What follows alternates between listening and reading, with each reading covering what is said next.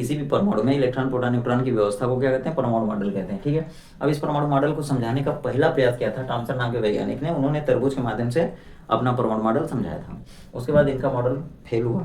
फिर रदरफोर्ड जी का परमाणु मॉडल आया। इन्होंने क्या कहा कि नाभिक बीच में होता है, परमाणु का मूल भाग या परमाणु का धनावेशित भाग बीच में होता है, और उसके चारों ओर इलेक्ट्रॉन या ऋणावेशित कण लगातार चक्कर लगाते हैं, किसकी तरह, ग्रह की तरह।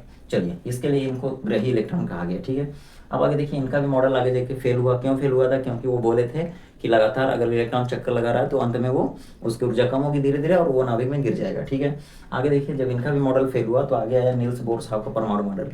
जब नील्स बोर साहब ने अपनी बात बताया तो क्या बताया उसमें, कहा कि किसी भी परमाणु को जो मूल धनावेशित भाग होता है वो बीच में होता है, केंद्र में होता है, और उसके चारों ओर कुछ निश्चित कक्षाएं पाई जाती हैं जिनको कोष कहते हैं। इलेक्ट्रॉन उन्हीं कोषों में चक्कर लगाता है। अब बताए कि भाई कितने कोष होंगे, तो K11 4 कोष होंगे। अब पूछा गया कि पहले कोष में कितना इलेक्ट्रॉन चक्कर लगाएगा, तो बोले कि 2 इलेक्ट्रॉन। दूसरे में कैसे, तो 8 इलेक्ट्रॉन। तीसरे में कितने इलेक्ट्रॉन चक्कर लगाएंगे, तो 18। चौथे में कितने इलेक्ट्रॉन चक्कर लगाएंगे, तो 32। पूछा भाई ये कौन से हिसाब से आप बता रहे हो कि 2, 8, 18, 32? तो बोले भाई इस पे रख लो, यानी 2n² पे रख लो, n का मान रख दो 1, 2, 3, 4। अब बोले किसके लिए 1 रखाएगा, तो कहे के लिए पहला कोष यानी n का मान 1 हो जाएगा। बोले l के लिए 2 हो जाएगा, तीसरे के लिए यानी m के लिए 3 हो जाएगा, n के लिए चौथा 4 हो जाएगा। ठीक है, चलिए, तो 2n² के हिसाब से 2, 8, 18, 32 आ जाएगा। अब देखिए यहाँ तक भी नहीं रहा गया, फिर समरफील्ड साहब आ गए। उन्होंने भी अपना मॉडल दिया, कहा भाई सबका चल रहा तो मेरा भी ले लो। इन्होंने एक पॉइंट और आगे बढ़ा दिया परमाणु मॉडल में। ठीक है, क्या बोला कि कहा भाई देखिए, परमाणु का जो इलेक्ट्रॉन है वो परमाणु नाभिक के चारों ओर चक्कर लगा रहा है, यानी कि इलेक्ट्रॉन नाभिक के चारों ओर चक्कर लगा रहा है, तो कहाँ लगाएगा? तो बोले, सब लोग बोले भाई कोष में लगा रहा है अभी तक। तो बोले नहीं नहीं, कोष के अंदर भी कोष होता है, इलेक्ट्रॉन अब उसमें चक्कर लगाएगा। परमाणु मॉडल का मतलब होगा कि किसी भी परमाणु में जो मूल कण होते हैं, इलेक्ट्रॉन प्रोटॉन न्यूट्रॉन, वो कहाँ रहते हैं, उनकी व्यवस्था को ही क्या कहते हैं, परमाणु मॉडल कहते हैं। तो सबसे पहले परमाणु मॉडल किसका आया था? टॉमसन का परमाणु मॉडल। ठीक है, आप नाम सुने होंगे, अगर नाम सुने हैं तो आज क्लियर कर लीजिए अपना कॉन्सेप्ट। टॉमसन का परमाणु मॉडल, जिसको तरबूज मॉडल कहते थे। देखिए, क्लास 12 की जब आप फिजिक्स पढ़ेंगे ना, तो आगे जाने के बाद उसमें भी ये सब पढ़ना है। अभी पढ़ लीजिए ना, खत्म हो जाएगा बवाल हमेशा के लिए। ठीक है, परमाणु मॉडल में क्या होता है, इलेक्ट्रॉन प्रोटॉन न्यूट्रॉन रहते हैं, लेकिन कहाँ रहते हैं, उनकी व्यवस्था को समझने के लिए ही परमाणु मॉडल आया। सबसे पहले परमाणु मॉडल आया था किसका? टॉमसन नाम के वैज्ञानिक का, जिनका पूरा नाम था सर जे टॉमसन या सर जे थॉमसन। तो थॉमसन का परमाणु मॉडल आया था 1905 ईस्वी में। कब आया था दोस्तों? 1905 ईस्वी में। अब देखिए, उनके मॉडल को तरबूज मॉडल कहा गया। उन्होंने क्या कहा था, कहा कि किसी भी परमाणु में इलेक्ट्रॉन प्रोटॉन न्यूट्रॉन रहते हैं, लेकिन चूंकि उस समय न्यूट्रॉन की खोज नहीं हुई थी, न्यूट्रॉन की खोज हुई थी 1932 ईस्वी में। ठीक है, चलिए देखिए, परमाणु मॉडल में जब टॉमसन का परमाणु मॉडल आया तो टॉमसन नाम के वैज्ञानिक ने क्या बताया कि जो परमाणु होता है वो किसकी तरह होता है, तरबूज की तरह होता है। अब तरबूज में 2 हिस्सा आप देखे होंगे, 2 भाग होता है तरबूज में, एक खाने वाला लाल भाग, एक उसमें छुपे हुए काले काले बीज होते हैं जगह जगह। तो इन्होंने क्या कहा था कि तरबूज परमाणु जो होता है वो तरबूज की तरह ही होता है, उसमें पूरा धनावेशित भाग भरा होता है। यानी थॉमसन नाम के वैज्ञानिक ने अपना जब मॉडल दिया था परमाणु मॉडल, तो उन्होंने बताया कि पूरा परमाणु तरबूज की तरह गोल होता है, और तरबूज में जिस तरह लाल भाग खाने वाला होता है, उसी तरह से पूरा परमाणु में धनावेशित भाग भरा होता है, और जिस तरह से तरबूज में काले काले बीज होते हैं, उसी तरह ऋणावेशित भाग परमाणु में जगह जगह फैला होता है या छिपा होता है। ठीक है, तो अपने परमाणु मॉडल की तुलना टॉमसन नाम के वैज्ञानिक ने तरबूज से की थी, वाटरमेलन से। इसके लिए टॉमसन का परमाणु मॉडल का नाम क्या पड़ गया? तरबूज मॉडल। ठीक है, हालांकि बाद में इनके मॉडल की भी कुछ कमियां आई सामने, जिसके लिए इनका परमाणु मॉडल फेल हो गया, और फिर आ गया रदरफोर्ड का परमाणु मॉडल। रदरफोर्ड का परमाणु मॉडल, दोस्तों रदरफोर्ड नाम के वैज्ञानिक ने अपना परमाणु मॉडल 1910 ईस्वी से 1911 ईस्वी के आसपास दिया था। ठीक है, और इनका जो मॉडल था, इनके मॉडल का दूसरा नाम था ग्रहीय मॉडल। क्या नाम था? ग्रहीय मॉडल या प्लैनेट मॉडल। ठीक है, प्लैनेट मॉडल। दोस्तों बता दें इसमें क्या था, रदरफोर्ड ने कहा था जैसे सूर्य होता है बीच में और उसके चारों ओर ग्रह नक्षत्र चक्कर लगाते हैं, उसी तरह से इलेक्ट्रॉन क्या करता है, इसी तरह से परमाणु का नाभिक बीच में होता है। मतलब किसी भी परमाणु का मूल भाग उसके केंद्र में होता है और उसके चारों ओर इलेक्ट्रॉन चक्कर लगाता है। ठीक है, कौन बोला था ये बात? रदरफोर्ड नाम के वैज्ञानिक ने। प्रोटॉन की खोज जब हो गई तो प्रोटॉन के बारे में पता चला कि प्रोटॉन कैसा कण होता है, धनावेशित भाग होता है। और इलेक्ट्रॉन की खोज पहले हुई थी तो पता था कि इलेक्ट्रॉन पे कौन सा चार्ज होता है, माइनस चार्ज होता है, ठीक है। तो जब रदरफोर्ड नाम के वैज्ञानिक अपना मॉडल दिए हैं, अपना परमाणु मॉडल बताए, उसमें बताए कि जिस तरह से ग्रह पृथ्वी के चारों ओर चक्कर लगाते हैं या सूर्य के चारों ओर ग्रह चक्कर लगाते हैं, सूर्य एक तारा माना जाता है, सूर्य एक तारा माना जाता है तो उसके चारों ओर जो चक्कर लगाते हैं उनको ग्रह माना जाता है। तो उसी तरह सूर्य की तरह पूरे परमाणु का धनावेशित भाग बीच में होता है, केंद्र में होता है। इस सूर्य के चारों ओर जिस तरह ग्रह चक्कर लगाते हैं उसी तरह ये इलेक्ट्रॉन धनावेशित भाग के चारों ओर लगातार चक्कर लगाते हैं। कौन बोला था? रदरफोर्ड नाम के वैज्ञानिक ने। कब बोला था? 1910 से 11 ईस्वी में, ठीक है। अब देखिए इस इलेक्ट्रॉन को रदरफोर्ड नामक वैज्ञानिक ने क्या कहा था? ग्रहीय इलेक्ट्रॉन। और ये क्या होता है? माइनस होता है। और ये जो है ये कौन सा भाग है? धनावेशित भाग है, ठीक है, धनावेशित भाग है। अब देखिए इनका भी मॉडल आगे चल के फेल हो गया। क्यों फेल हो गया? क्योंकि रदरफोर्ड नाम के वैज्ञानिक ने कहा था कि यह इलेक्ट्रॉन जो है लगातार बाहर चक्कर लगाता है। तो उसमें एक और वैज्ञानिक है, वो कहे कि अगर कोई भी कण है वो लगातार चक्कर लगाता है तो उसकी ऊर्जा लगातार कम होती है, धीरे धीरे धीरे धीरे कम होने के बाद एक ऐसा समय आएगा जब पूरी ऊर्जा उसकी खत्म हो जाएगी और वो जाके धनावेशित भाग में गिर जाएगा या नाभिक में गिर जाएगा, ठीक है। तो जब नाभिक में गिर जाएगा तो परमाणु का मॉडल खत्म हो जाएगा, यानी उसका अस्तित्व ही खत्म हो जाएगा, ठीक है। इस बात को कौन बोला था? एक दूसरे वैज्ञानिक थे, नाम बाद में बता दूंगा। और ये रदरफोर्ड नाम के वैज्ञानिक ने ऐसा बताया था कि इलेक्ट्रॉन उसके चारों ओर चक्कर लगाता है। आगे आइए।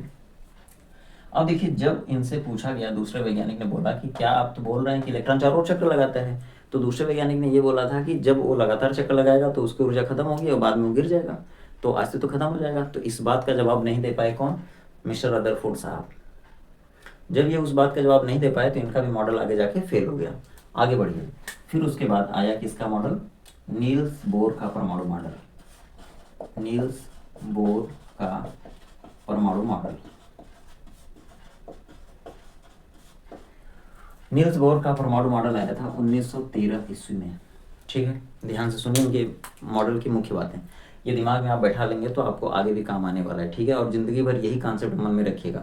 अगर आगे भी कुछ पढ़िएगा तो इस कॉन्सेप्ट को मन में बैठा के ही पढ़िएगा, क्योंकि ये जो बातें हैं आपको बहुत ज़्यादा पढ़ने के बाद मिलेंगी, ठीक है। आइए देखिए, रदरफोर्ड साहब ने बताया था पहले कि नाभिक जो बीच में होता है या पूरे परमाणु का जो धनावेशित भाग होता है वो बीच में होता है और ऋणावेशित भाग उसके चारों ओर चक्कर लगाता है। उस बात को ये आगे बढ़ाए, नील्स बोर नामक वैज्ञानिक ने उस बात को आगे बढ़ाया और बोला कि जो परमाणु होता है, ठीक है, उसका धनावेशित भाग बीच में होता है, केंद्र में होता है, लेकिन इस धनावेशित भाग के चारों ओर कुछ निश्चित कक्षाएं होती हैं, कुछ निश्चित कक्षाएं होती हैं, जैसे K, L, M, N, ठीक है। अब देखिए इनकी बात शुरू हो रही रदरफोर्ड साहब, नील्स बोर साहब की, ठीक है। नील्स बोर साहब ने बोला था कि किसी भी परमाणु का धनावेशित भाग बीच में होता है, लेकिन उसके चारों ओर जो इलेक्ट्रॉन चक्कर लगाते हैं वह निश्चित कोष में चक्कर लगाते हैं, कोष में। अब देखिए कोष सबसे पहले कौन खोजा? तो नील्स बोर साहब ने खोजा था। कब खोजा था? 1913 ईस्वी में। कोष, ठीक है। ये पहला कोष हो गया, दूसरा कोष हो गया, तीसरा कोष, चौथा कोष हो गया। ये कोष दूरी वाला नहीं है जहाँ पे एक कोष चलते हैं, दो कोष चलते हैं, वो नहीं है। कोष मतलब हो गया कमरा, या इसको कहते हैं सेल, ठीक है, या इसी को कहते हैं ऑर्बिटल। ऑर्बिटल दूसरा होता है, ये ऑर्बिट है, ठीक है। नील्स बोर नाम के वैज्ञानिक ने बताया था कि किसी भी परमाणु का नाभिक बीच में होता है और उसके चारों ओर लगभग 4 या 5 या 6 या 7 कोष हैं आज, लेकिन उस जमाने में KLMN 4 कोष होते थे। अब इन कोषों को ऑर्बिट या कोष या सेल कहा जाता था और इसमें ही इलेक्ट्रॉन चक्कर लगाता था, इनके बाहर नहीं जाता था। और इस पहले कोष में 2 इलेक्ट्रॉन चक्कर लगाते थे, दूसरे में 8, तीसरे में 18, चौथे में 32 इलेक्ट्रॉन चक्कर लगाते थे, ठीक है। चलिए यहाँ तक आप समझ में आ गया होगा आपको, ठीक है, आप समझ गए होंगे यहाँ तक अच्छे से, ऐसी उम्मीद करते हैं हम। आगे देखिए थोड़ा सा शॉर्ट में बताते हैं, इनका भी मॉडल आगे जाके फेल हो गया। और उसके बाद आगे किसका मॉडल? सोमरफील्ड का परमाणु मॉडल। सोमरफील्ड का परमाणु मॉडल, ठीक है, सोमरफील्ड का परमाणु मॉडल। ये देखिए 100 से 16 और 100 से सोमरफील्ड आ गए। 1916 में आया था इनका मॉडल। इन्होंने क्या बताया? देखिए थोड़ी बातों को शॉर्ट करते हैं क्योंकि वीडियो लंबी हो जाएगी। इनकी बातों में आते हैं। देखिए सोमरफील्ड का परमाणु मॉडल आया तो इन्होंने क्या बताया था? इन्होंने बताया कि ये जो कोष होते हैं ना, इनके अंदर भी कोष होते हैं, तब उन कोषों को उपकोष कहते हैं। मतलब सोमरफील्ड ने किसकी खोज किया? उपकोषों की, इनको क्या कहते हैं, सब सेल। ठीक है, और इन सब सेलों में अधिकतम इलेक्ट्रॉनों की संख्या होती है 2, 6, 10, 14। ठीक है, यानी किसी भी कोष में इलेक्ट्रॉनों की अधिकतम संख्या कितनी हो सकती है, 2, 8, 18, 32। यानी कि अगर उसको फार्मूले से देखा है तो 2n², 2n², 2n²। यानी अगर k में बात करेंगे तो n का मान 1 रखा है, ये पहला कोष हो गया तो n का मान 1 हो जाएगा। l के लिए n का मान 2 हो जाएगा। अगर m रहेगा तो n का मान 3 रखेंगे, अगर n रहेगा तो n का मान 4 रखेंगे। और जब यहाँ पे n का मान बदलेंगे तो यहाँ पे आ जाएगा 2, 8, 18, 32। कैसे आएगा देखिए, अगर मान लीजिए तीसरे कोष की बात करते हैं, KLM की बात करते हैं, तो n का मान 3 रखेंगे, तो 2 गुणे n का मान 3 रखेंगे, तो 3 कैसे, 3 3 9 2 18। यानी तीसरे कोष m में कितने इलेक्ट्रॉन आ रहे हैं, 18 इलेक्ट्रॉन आ रहे हैं। ठीक है, चलिए सोमरफील्ड का जब परमाणु मॉडल आया तो सोमरफील्ड ने बताया कि भाई नील्स बोर जी, जो आप बता रहे हैं कि नाभिक के बाहर चारों ओर कोष पाए जाते हैं, उनमें उतने ही संख्या में अंदर और कोष पाए जाते हैं, उन और कोषों को क्या कहा जाता है, उपकोष कहते हैं। ठीक है, अब इन्हीं को क्या कहते हैं, उपकोष कहते हैं। ठीक है, अब इन उपकोषों में इलेक्ट्रॉनों की संख्या कितनी होती है, 2, 6, 10, 14 इलेक्ट्रॉन होती है। ठीक है, और इन उपकोषों को कहा जाता है SPDF। अब आप समझ गए होंगे, यानी क्या हो गया, देखिए क्या हो गया, सबसे पहले परमाणु आया, परमाणु में 3 लोग आए, इलेक्ट्रॉन, प्रोटॉन, न्यूट्रॉन आया। प्रोटॉन न्यूट्रॉन बीच में आ गए, क्यों, क्योंकि इनके ऊपर धनावेश आता था, मतलब प्रोटॉन के ऊपर धनावेश आता था, न्यूट्रॉन के ऊपर 0 चार्ज आता था, न्यूट्रल से न्यूट्रॉन बन गया और इलेक्ट्रॉन माइनस था। तो मॉडल में क्या हुआ, मॉडल में आया कि परमाणु का जो नाभिक है, नाभिक, सबसे पहले नाभिक कौन बोला था, नाभिक को नाभिक कौन कहा था, रदरफोर्ड साहब ने कहा था। और नाभिक किसको बोला था कि परमाणु का जो धनावेशित भाग है वो केंद्र में रहता है, उसी को नाभिक कहते हैं। ठीक है, चलिए, तो ये हो गया नाभिक, और इलेक्ट्रॉन इसके चारों ओर हो गए, चक्कर लगा रहे हैं लगातार। अब ये इलेक्ट्रॉन कहाँ चक्कर लगाएगा, तो कोष में लगाएगा, यानी इसको पहले कह दिए कोष। नाभिक के बाहर अगर इलेक्ट्रॉन चक्कर लगा रहा है तो कहाँ लगा रहा है, कोष। फिर उसके अंदर लगा रहा है कोष, उसके अंदर लगा रहा है चक्कर, उसको क्या कहेंगे, उपकोष। यानी इलेक्ट्रॉन सबसे पहले नाभिक के बाहर गया कोष में, फिर कोष के अंदर गया उपकोष में। अब उपकोष के अंदर क्या रहेगा, कक्षक, कक्षक, यानी इसको ऑर्बिटल कहते हैं, इसको क्या कहते हैं, सब सेल कहते हैं, इसको क्या कहते हैं, सेल या ऑर्बिट कहते हैं। ठीक है, तो इलेक्ट्रॉन अब कहाँ चक्कर लगा रहा है भाई, कक्षक में चला गया इलेक्ट्रॉन। और इलेक्ट्रॉन कक्षक में किस तरह से चक्कर लगा रहा है, तो 2 तरह से, या तो क्लॉकवाइज या तो एंटी क्लॉकवाइज। ठीक है, ये देखिए एंटी क्लॉकवाइज हो गया, ये क्लॉकवाइज हो गया। ठीक है, यानी उसको इस तरह से दिखाएंगे या इस तरह, इसको कहते हैं spin off electron, spin off electron. तो दोस्तों अगर इतनी बात आपको समझ में आ गई, ठीक है।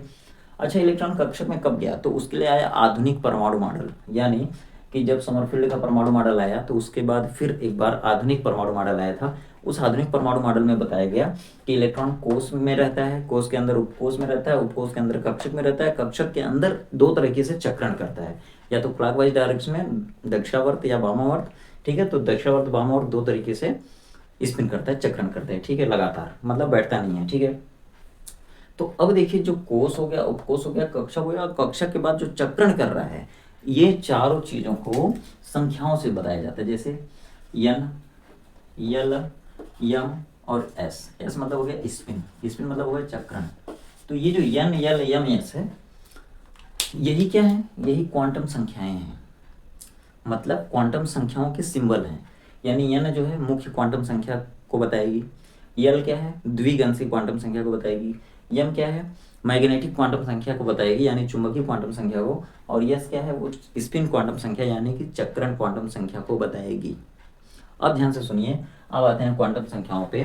तो अब क्वांटम संख्या की परिभाषा की बात आती है कि भाई परिभाषा क्या होती है या किसे कहते हो क्वांटम संख्या, तो आप बोलेंगे कि वे संख्याएं जो इलेक्ट्रॉनों के कोष के बारे में बताए, जो इलेक्ट्रॉनों के उपकोष के बारे में बताए, जो इलेक्ट्रॉनों के कक्षक के बारे में बताए, जो कक्षक के अंदर इलेक्ट्रॉनों के चक्रण की दिशा को बताए, उसी को क्या कहते हैं, क्वांटम संख्याएं कहते हैं।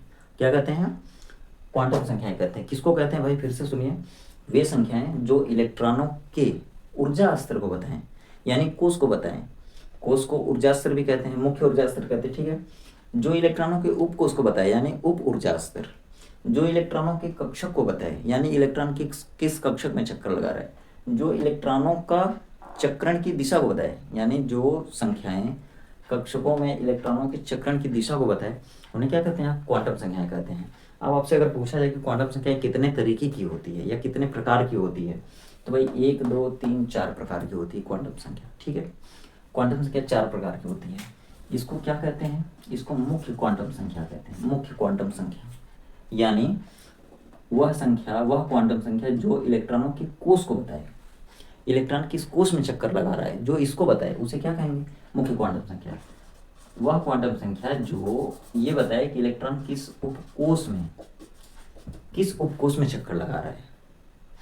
वह संख्या जो यह बताए कि इलेक्ट्रॉन किस उपकोष में चक्कर लगा रहा है, या जो इलेक्ट्रॉनों के उप ऊर्जा स्तर को बताए, उप ऊर्जा स्तर को बताए, ठीक है, उसे क्या कहेंगे, द्विअंशी क्वांटम संख्या कहते हैं। ध्यान से समझिए, एकदम अच्छी परिभाषा बता रहा हूँ। अब देखिए ये कौन सी संख्या होती है, तो इसको कहते हैं चुंबकीय क्वांटम संख्या, यानी कि मैग्नेटिक क्वांटम संख्या। इसको यंग से दिखाते हैं, यहाँ पर मैग्नेटिक हो गया, ठीक है। अब देखिए वह क्वांटम संख्या जो इलेक्ट्रॉनों के कक्षक के और ओरिएंटेशन को बताए, यानी इलेक्ट्रॉन किस कक्षक में चक्कर लगा रहा है इसको बताए, तो उसे क्या कहेंगे, हम चुंबकीय क्वांटम संख्या कहेंगे, ठीक है।